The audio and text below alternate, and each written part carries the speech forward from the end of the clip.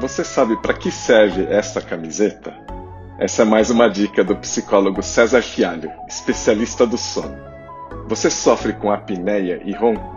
Se sim, uma dica é dormir de lado, de preferência para o lado esquerdo, pois acomoda melhor a comida que estiver no estômago.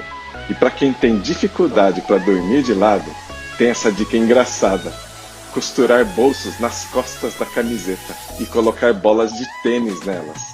Desse modo torna-se impossível dormir virado para cima. Eu não achei essa camiseta aqui no Brasil, então acho que você vai ter que improvisar essa solução. E aí, esquisito demais ou nem tanto? Deixa aí seu comentário.